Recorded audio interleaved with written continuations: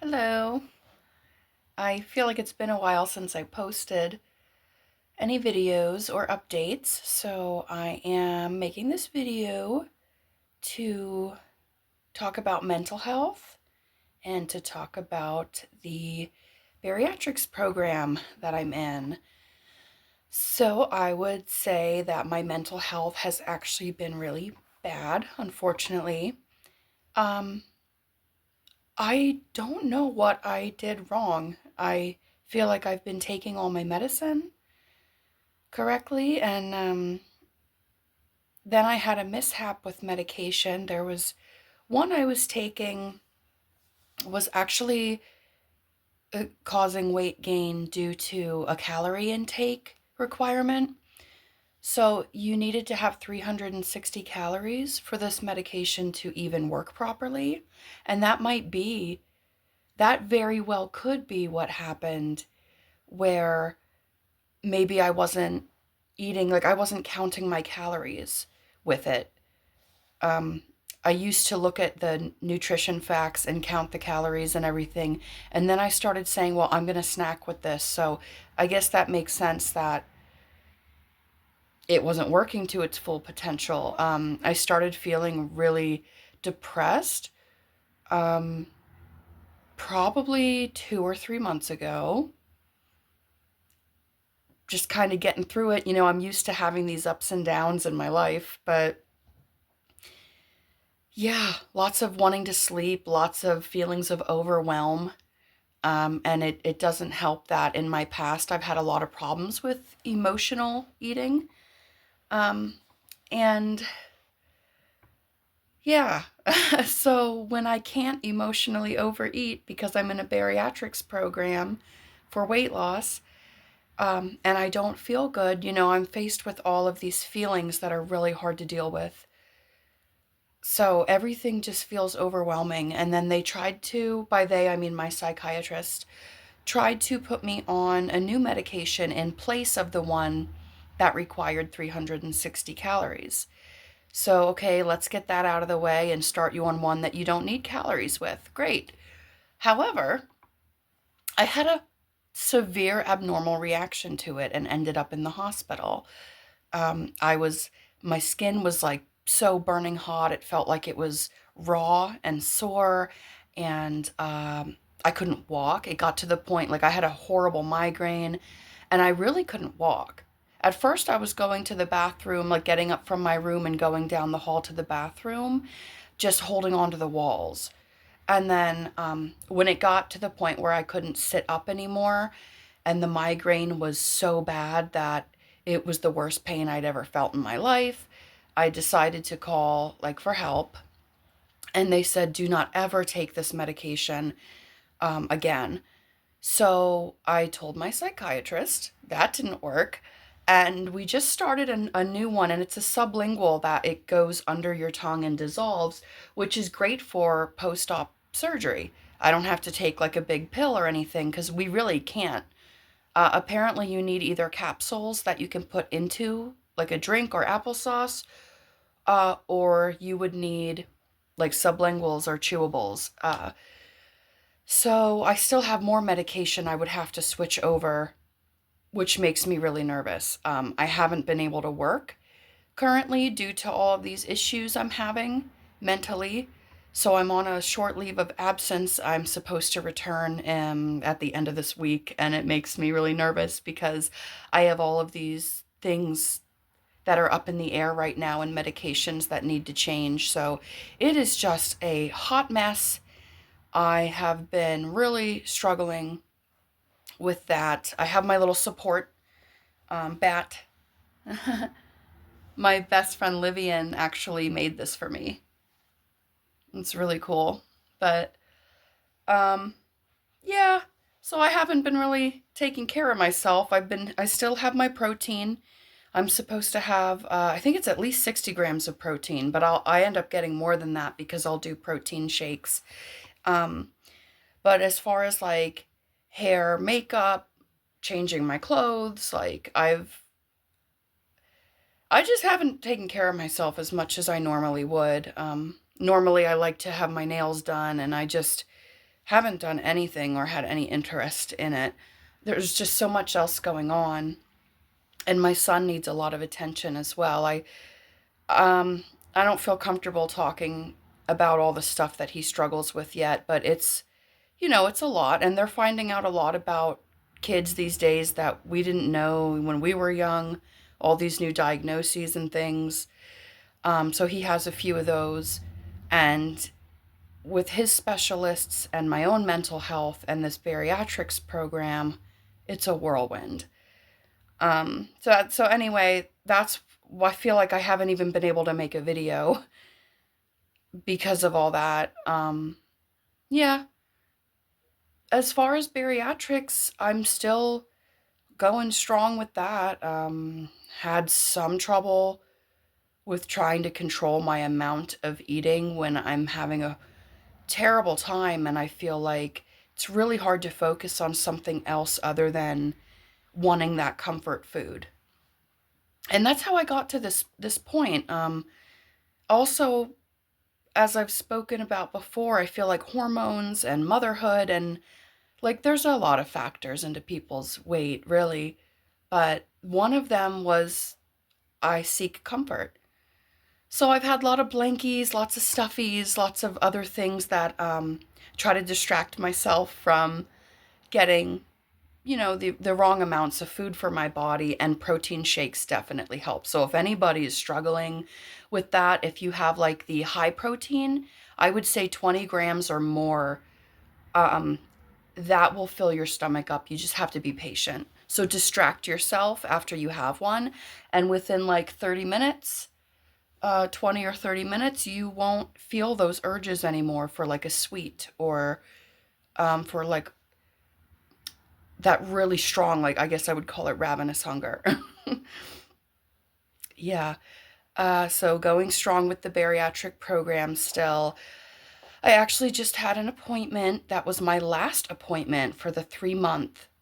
I had my group 2. We talked a lot about the diet the weeks prior, um, pre-op, and it's going to be like a liver shrinking diet so that they can actually go in and physically do the surgery, or they won't do it.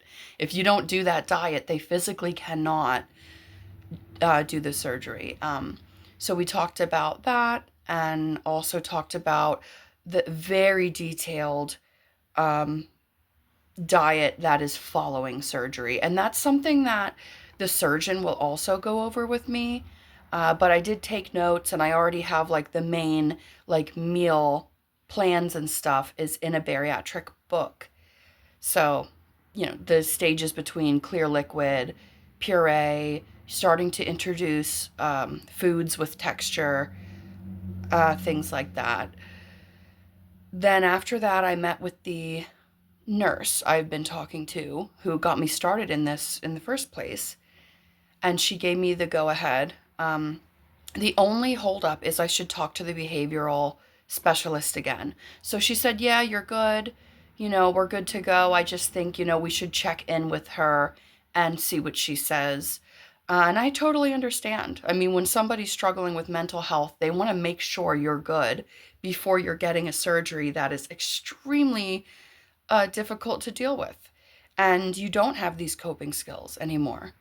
Especially when your stomach is this big, you're not going to be even physically able to mess up in that sense. You know what I mean? So, yeah, that's the update. I'm good to go. I'm scheduled actually to talk to a surgeon this Thursday. Yes. So, my readiness still is higher than my nervousness. So if it was a scale, I would say my readiness is up here and my nervousness, it exists, but it's low. And as far as general anxiety and things surrounding going back to work, that's pretty high. I mean, I can feel sometimes like there's this dread and this nervousness about things, and there's nothing going on. There's no logical reason, but physically my body is feeling these things. And I had a panic attack that was so severe. I thought because AFib runs in my family, that I was having some sort of like episode of AFib, tachycardia, or dare I say a heart attack. I when I called for help, I said, I don't want to say it's a heart attack. I said, but I am having the symptoms of that. And she said, okay, give me your address. Somebody's on the way for help. And it's funny because my buddy's an EMT, and he actually was the one who showed up. So he was driving. There was someone in the back with me, getting a port in. I still have the scars, but and he was driving like a bad man, like they have to get you there quick. So my heart rate was up over 160. I was nauseous. I had some pains I felt, and then I had a pinch in my left armpit. I mean, so much. I was keeping myself calm, telling myself, this is nothing. This is fine. You are okay. So logically, I could still think it's okay. Just breathe calm, because I was hyperventilating. But my body wouldn't calm down, no matter how much I told myself it was okay.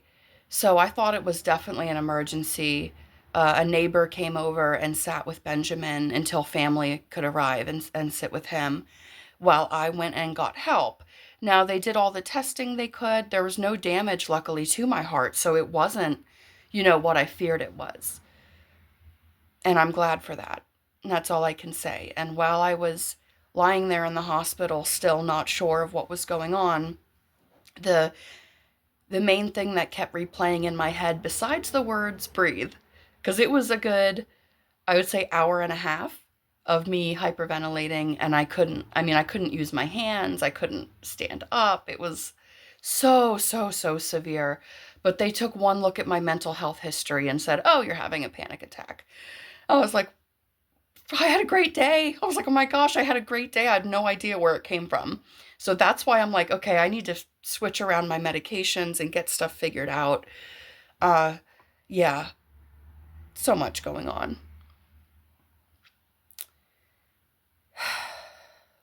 The thing I was thinking the most was that I've been loved and I've been understood by my family, and I know what a blessing that is. I feel like I've been misunderstood a lot for the way I looked or the way I acted, or just any little situations in school and things that I was misunderstood by other people. And I was laying there just thinking, how blessed am I that I have felt so loved and so understood by the people closest to me. And I just wanted to tell them more than anything while I had the chance to. So I did then. So glad I got to. So I'll have an update after I go in to see this surgeon and see what the appointment talks about and what date they'll schedule me for surgery. And I'm going to go talk to my psychiatrist tomorrow morning and just tell her that about that last hospital stay, and just see what she says and see if we need to change medications. And if we do I need to extend my leave of absence again from work? Am I able to return to work when I'm feeling this overwhelmed? Even just driving to the store, I can feel like I'm in a parking lot. Oh, I'm too close to a car, and my anxiety will spike. And I need to be able to function before I'm working again. And that's that. I'm sure a lot of people struggle with it. I know they do. A lot of people have mental health issues, and I have not been spared from that. I have had these for a large part of my life. And now it's like everything happens at once, And to me, it really does logically make sense that going through this program and having some of my coping skills like taken away, or just the stress level being higher with having to watch so closely what I'm eating and counting calories and making sure I'm getting my protein. And then my son has Like he has a new specialist, so that's another appointment in after we go to appointments at least 2 to 3 times a week. Uh, I can see why a lot of this is happening, but this too shall pass. All right, thanks for listening. Thanks for watching. Like and subscribe for the bat. To see more of this bat, like and subscribe to my channel if you're interested in the things I'm talking about. And have a good day.